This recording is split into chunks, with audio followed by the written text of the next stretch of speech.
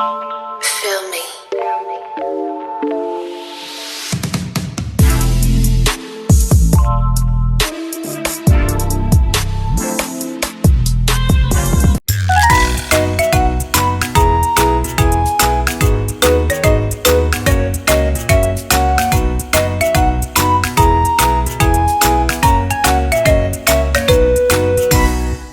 So, ayan guys, kain tayo.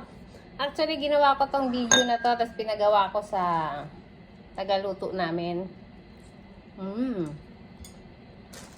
Para pakita sa mga pamangkin ko. Kasi, nag-uwi ako nito. Nito. Yung buong ganito. Kasi ang bala ko, magmumukbang sana kami. Tapos, bumili na ako ng lettuce, ng mint. Kaya lang, nawalan kami ng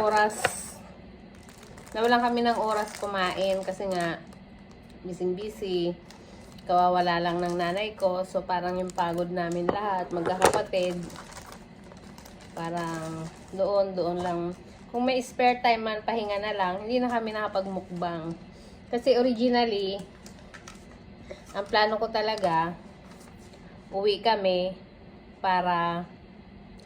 ako nung nabubuhay pa si mama. So sad lang talaga, medyo dinadaan ko na lang sa kailangan ko maging strong bilang panganay na babae. So parang ako ang tatayong mama naming magkakapatid.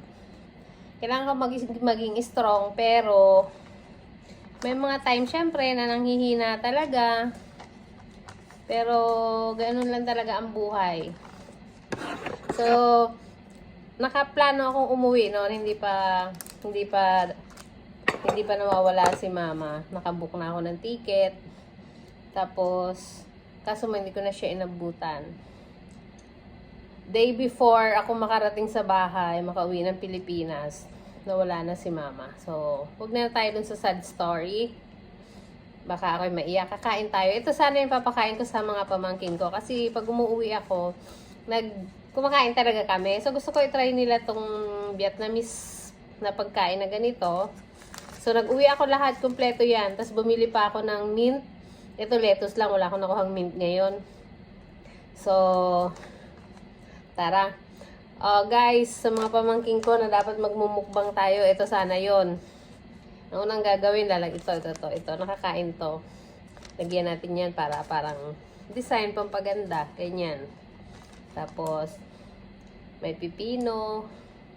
Itong pipino optional, pwedeng pinya, pwedeng pipino, pwedeng mangga.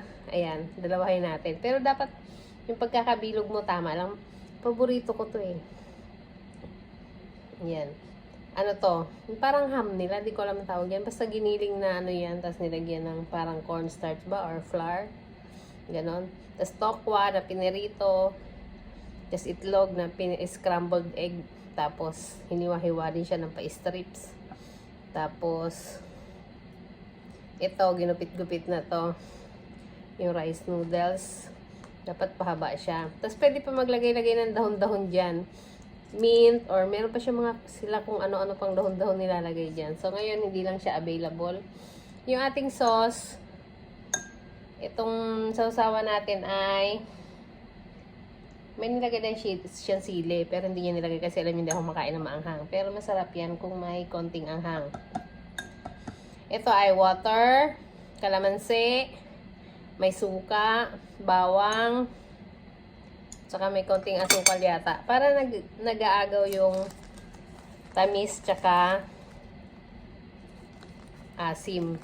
Tapos hindi naman siya maalat, ganon. Tapos yan, bibilugin nyo lang siya ng ganon. Pagkabilog, hindi ako marunong magbilog, ayan na siya. So, ayan na siya. Sasawsaw natin and then kain.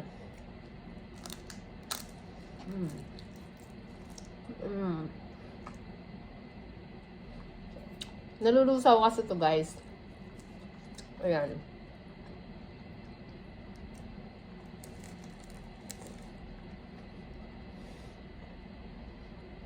Sarap.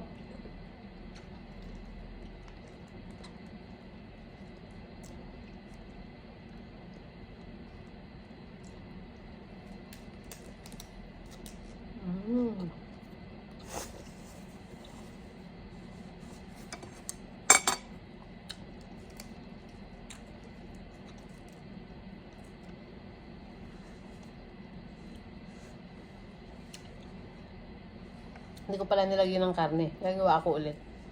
Ang nagpapasarap dito yung sausawan. Kasi yan naman usually parang wala lang mga lasa.